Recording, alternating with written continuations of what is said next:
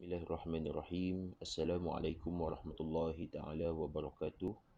Jadi insya-Allah pada video kali ini saya akan melakukan pembentangan berkenaan dengan tugasan yang diberikan, iaitu terjemahan kepada kitab Al-Wajiz Al-Idahi Qawaid Al-Fiqh Kulliyah pada muka surat 159 sehingga muka surat 161. Jadi insya-Allah kaedah yang akan saya bentangkan iaitu kaedah pengecualian daripada kaedah al-umur bimaqasidiha. Yang mana kaedahnya ialah man ista'jala ma akhirhu asy-syar'i yujazi burdah. Man ista'jala ma akhirhu asy-syar'i yujazi burdah. Yang mana kaedah tersebut bermaksud siapa yang tergesa-gesa terhadap apa yang ditetapkan oleh syarak untuk dilambat-lambatkan, maka dihukum dengan tertolaknya perkara itu. Dan terdapat percanggahan ataupun khilaf dalam kalangan ulama dalam pentafsiran bagi kaedah ini. Walaupun begitu, percanggahan ataupun khilaf tersebut tetap membawa kepada maksud yang sama. Oleh itu, menurut Hanafi, siapa yang tergesa-gesa dalam perkara sebelum tiba waktunya, maka dihukum dengan pengharaman baginya. Yang kedua, menurut Maliki, asal bagi muamalat, yakni perbuatan yang melanggar tujuan syarak adalah fasid. Yang ketiga, menurut Syafi'i, iaitu sesuatu yang berlawanan dengan apa yang ditetapkan. Yang keempat, menurut Hambali, siapa yang datang dengan suatu sebab yang membolehkan ia memiliki sesuatu atau menjadi halal kepada sesuatu atau gugur kewajipan ke atas perkara yang haram dan sesungguhnya daripada apa yang nafsu nak kepadanya, oleh itu batallah tujuan tersebut. Maka wujudlah sebab tersebut seperti ada dan tiada, dan ianya tiada implikasi hukum. Dan menurut suatu lagi pendapat, siapa yang tergesa-gesa dalam mendapatkan haknya atau apa yang harus baginya sebelum masanya dalam bentuk yang diharamkan, maka dihukum haram bagi benda tersebut.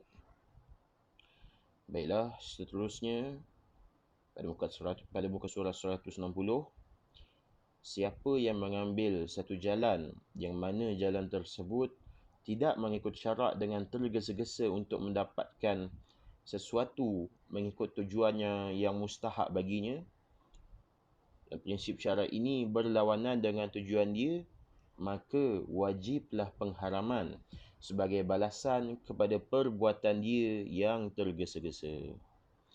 Baiklah, seterusnya kita akan melihat kepada contoh-contoh kepada kaedah ini. Amthilatu ala hadhil qawaid. Baiklah, contoh yang pertama, sekiranya pewaris membunuh pemilik harta bagi harta yang akan diwarisinya dengan sengaja bagi tujuan tergesa-gesa untuk mendapatkan harta tersebut, maka haram baginya untuk mendapat harta tersebut sama ada dia seorang yang tertuduh ataupun tidak tertuduh menurut pendapat Hambali. Contoh yang kedua, seandainya seorang pewasiat membunuh orang yang membagi ataupun memberi wasiat, maka haramlah baginya untuk mendapat wasiat tersebut menurut ijma'. Yang ketiga, sekiranya seorang lelaki mentalakkan isterinya dengan talak 3 tanpa keredaan ataupun keizinan daripada isterinya, atau semasa dia sedang sakit yang mana sakit tersebut membawa kepada kematian, dengan tujuan untuk menghalang isterinya daripada mewarisi hartanya, dan kemudian dia mati, maka isterinya itu tetap akan mendapat harta tersebut dalam tempoh iddah. Dan menurut suatu pendapat lagi, isterinya tetap akan mendapat harta perwarisan walaupun selepas suaminya meninggal dunia dan juga selepas tamatnya tempoh iddah. Baiklah, kita beralih kepada muka surat 161. Kita sambung dengan contoh yang seterusnya. Baiklah. seandainya seorang lelaki yang melarikan diri dari membayar zakat sebelum sempurnanya tempoh haul dengan mengurangkan kadar nisab bagi hartanya atau mengeluarkan sebahagian daripada hartanya, maka dia tetap diwajibkan untuk membayar zakat. Seterusnya, sekiranya seorang lelaki mengahwini seorang perempuan semasa perempuan tersebut belum tamat tempoh iddahnya bagi perkahwinannya yang sebelum ini, maka haram bagi lelaki tersebut ke atas perempuan itu untuk selama-lamanya. Contoh yang seterusnya, sekiranya seorang perempuan mengahwini hamba lelakinya, maka haram bagi perempuan tersebut ke atas hamba lelakinya itu untuk selama-lamanya, mengikut riwayat daripada Umar radhiyallahu anhu. Dan contoh yang terakhir, seorang yang minum arak ataupun seseorang yang minum arak dengan sengaja, perbuatan dan percakapannya tetap dinilai sebagai orang yang sedar dan bukannya sebagai seorang yang mabuk. Sebagai contohnya, seandainya seorang yang sedang mabuk mentalakkan isterinya, maka kata-kata ataupun lafaz talak tersebut tetap dikira dan tetap dinilai sebagai orang yang sedar dan bukannya sebagai orang yang mabuk, yang mana akal tidak waras pada ketika dia mabuk.